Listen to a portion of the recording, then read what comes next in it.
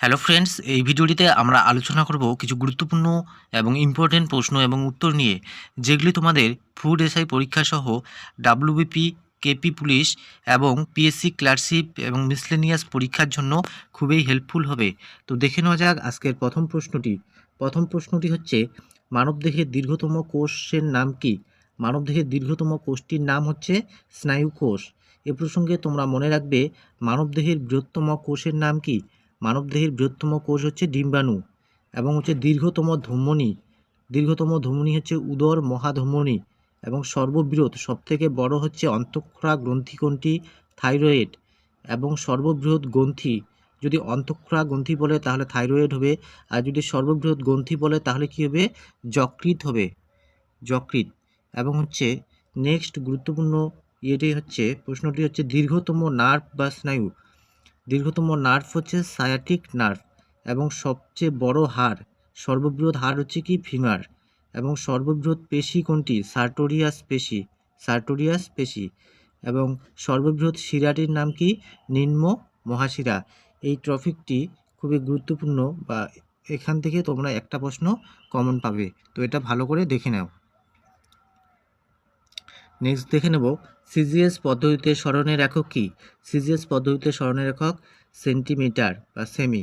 এবার দেখে নেব, বলের একক কি? বলের একক হচ্ছে নিউটন। চাপের একক পাস্কাল। বৈদ্যুতিক রোধের একক ওহম। কম্পাঙ্কের একক হচ্ছে হার্টজ। বিভব পার্থক্যের একক হচ্ছে ভোল্ট। আলোর তীব্রতার একক হচ্ছে কি? লাক্স। নেক্সট হচ্ছে, আলোর দীপ্তি প্রাবল্যের একক হচ্ছে ক্যান্ডেলা। এবং দীপ্তি প্রবাহের একক কি? লুমেন। দীপ্তি প্রভাবের একক কি? লুমেন। এখানে দেখে নেব, শব্দের প্রাবল্যের একক কি? শব্দের প্রাবল্যের একক হচ্ছে ডেসিবেল। নেক্সট আরও একটি গুরুত্বপূর্ণ প্রশ্ন দেখে নেব, বাংলার কোন কবিকে বিদ্রোহী কবি বলা হয়? বাংলার কোন কবিকে বিদ্রোহী কবি বলা হয়? কাজী নজরুল ইসলামকে। চারণ কবি কাকে বলা হয়? মুকুন্দ দাসকে চারণ কবি বলা হয়। রূপসী কবি বলা হয় জীবনানন্দ দাশকে। কিশোর কবি বলা হয় সুকান্ত ভট্টাচার্যকে। দুঃখের কবি বলা হয় যতীন্দ্রনাথ সেনগুপ্ত। অনেকে জানে যে দুঃখের কবি বলা হয় সুকান্ত ভট্টাচার্যকে, কিন্তু দুঃখের কবি বলা হয় যতীন্দ্রনাথ সেনগুপ্তকে। আর কিশোর কবি বলা হয় সুকান্ত ভট্টাচার্যকে। পল্লী কবি হচ্ছে কুমুদ রঞ্জন মল্লিক। কবিকঙ্কন নামে পরিচিত মুকুন্দরাম চক্রবর্তী। এবং সাহিত্য সম্রাট নামে পরিচিত বঙ্কিমচন্দ্র চট্টোপাধ্যায়। তো এই টপিকটিও তোমরা ভালো করে দেখে নেবে, এখান থেকেও তোমরা প্রশ্ন যে কোনো চাকরি পরীক্ষায় কমন পাবে। খুবই ইম্পর্টেন্ট প্রশ্ন এগুলি। ভিডিওটি তোমরা অবশ্যই ভালো করে দেখো, এবং চ্যানেলটিতে নতুন হলে চ্যানেলটি সাবস্ক্রাইব করো।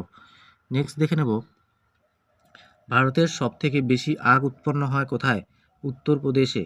এবং ধান উৎপাদনে ভারতের প্রথম হচ্ছে পশ্চিমবঙ্গ।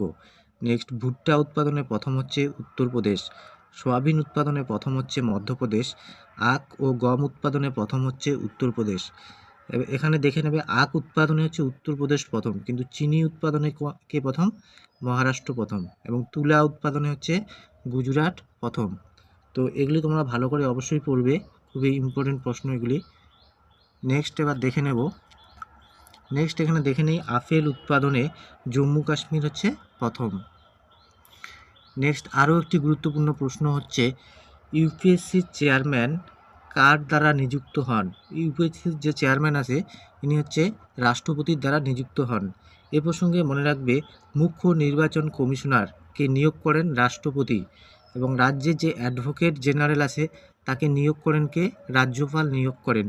অ্যাটর্নি জেনারেলকে নিয়োগ করেন কে? অ্যাটর্নি জেনারেলকে নিয়োগ করেন রাষ্ট্রপতি। সলিসিটর জেনারেলকে নিয়োগ করেন রাষ্ট্রপতি।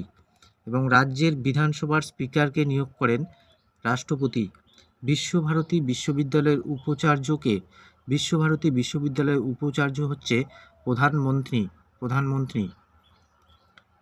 ভারতের হাইকোর্টের প্রধান বিচারপতিকে নিয়োগ করেন হাইকোর্টের প্রধান বিচারপতিকেও নিয়োগ করেন রাষ্ট্রপতি। এবং রাজ্যের অন্যান্য বিশ্ববিদ্যালয়ের আচার্যদের নিয়োগ করেন কে? রাজ্যপাল। আর বিশ্বভারতী বিশ্ববিদ্যালয়ের উপাচার্যদের নিয়োগ করেন প্রধানমন্ত্রী। আর রাজ্যের অন্যান্য বিশ্ববিদ্যালয়ের আচার্যকে নিয়োগ করেন রাজ্যপাল। নেক্সট দেখে নেব, ভারতের উদ্যান নগরী নামে পরিচিত কোন শহর? বেঙ্গালুরু, কর্ণাটক। এবার দেখে নেব বস্ত্র বয়ন শহর নামে পরিচিত কোয়েম্বাটুর, তামিলনাড়ু। নেক্সট হচ্ছে মন্দিরের শহর নামে পরিচিত কে? মাদুরাই, মাদুরাই তামিলনাড়ুতে অবস্থিত। ভারতের প্রবেশদ্বার বলা হয় মুম্বাইকে, এটি মহারাষ্ট্রে অবস্থিত। দক্ষিণ ভারতের প্রবেশদ্বার বলা হয় চেন্নাইকে, এটি তামিলনাড়ুতে অবস্থিত। পবিত্র শহর নামে পরিচিত বারাণসী, বারাণসী কোথায় অবস্থিত? উত্তরপ্রদেশে অবস্থিত। ভারতের হলিউড নামে পরিচিত মুম্বাই, মুম্বাই কোথায় অবস্থিত? মহারাষ্ট্রে অবস্থিত।